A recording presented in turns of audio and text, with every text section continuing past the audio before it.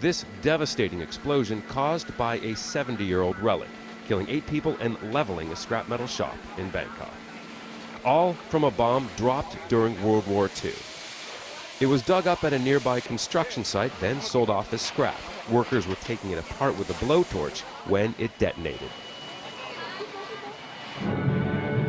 During the war, Thailand aligned itself with Japan, and the day Pearl Harbor was bombed in 1941, Japanese troops entered the country.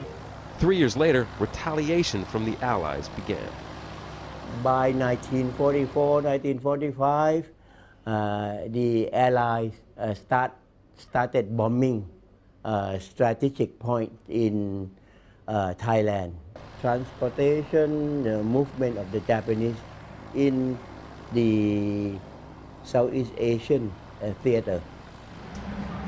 And one of those strategic sites right here, the Hua Lumpong railway station. Hundreds of bombs fell here during air raids. It nearly destroyed it. The station was rebuilt after the war. But there's concern that some of those bombs could still be buried in this part of Bangkok. We're on this property now. This all bomb. Sulak Sivalak grew up nearby. His house burned to the ground from the bombing. He was 11 years old. It was panic, of course. We never had anything like that before.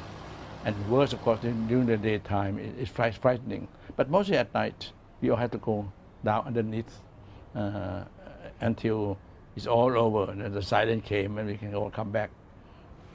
Just 2 days after the scrapyard explosion, another World War II-era bomb was discovered in a lake on the outskirts of the city.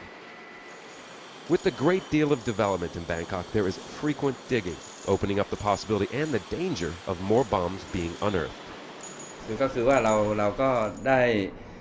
After the explosion happened, local police and Thai Royal Police Headquarters were concerned about further incidents.